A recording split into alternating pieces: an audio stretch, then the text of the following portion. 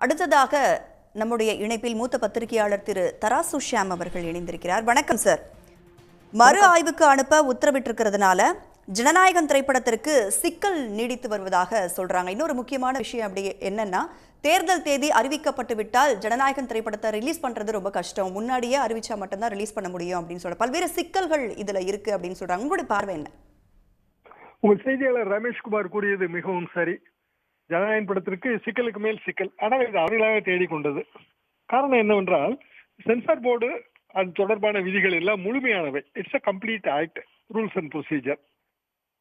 பொதுவாக ரிட் எப்போது வரும் என்றால் when there is no other remedy, சட்ட ரீதியாக எந்த நிவாரணமும் கிடைக்க முடியாத சூழலில் நாம் ரிட் போடலாம், ரிட் ஆஃப் மேண்டமஸ் போடலாம், உறுத்து கட்டளை கேட்கலாம். ஆனால் இவர்களுக்கு ஈசி மட்டும்தான் முடிந்திருந்தது. அதற்கு பிறகு சென்சார் போர்டு ஆர்சிக்கு அனுப்புவோம் என்கிற முடிவை சொல்லி இருக்கிறார்கள். ஆர்சிக்கு இவர்கள் வெயிட் செய்திருக்க வேண்டும். மறுஆய்வு குழுவின் முடிவுக்கு இவர்கள் காத்திருந்திருக்க வேண்டும். அதில் ஏனோ அவசரப்பட்டு விட்டார்கள் என்றுதான் நான் நினைக்கிறேன். கோர்ட்டுக்கு வந்தது, சிங்கிள் ஜட்ஜுக்கு வந்தது ரொம்ப அவசரமான முடிவு. அதற்கு பிறகு நிச்சயமாக சென்சார் போர்டு அப்பீல் செய்து ஆக வேண்டும்.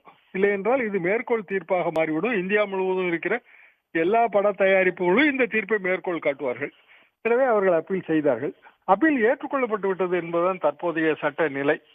வேண்டுமென்றால் இவர்கள் மீண்டும் ஒரு முறை சிங்கிள் ஜட்ஜுக்கு போகலாம். அந்த பழைய ஜட்ஜுக்கிடம் போக முடியாது, அவர் ரெக்யூஸ் செய்து வருவார். ஒரு புதிய சிங்கிள் ஜட்ஜிடம் புதிய மனு போட்டு அவர்கள் அது சட்ட நடவடிக்கை எடுக்க வேண்டும். பழையபடி இதே சுற்றில் தான் போய் மாட்டிக்கொள்ளும்.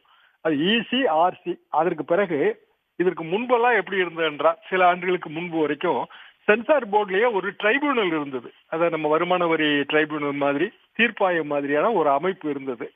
எல்லா பட தயாரிப்பு நிறுவனங்களும் ஏதாவது இது மாதிரியான பிரச்சனை வரும்போது கோர்ட்டுக்கு போகாமல் ட்ரைபியூனலுக்கு போவாங்க. அவங்க சினிமா உலகத்துல அனுபவம் பெற்றவர்களாகவும் இருப்பார்கள்.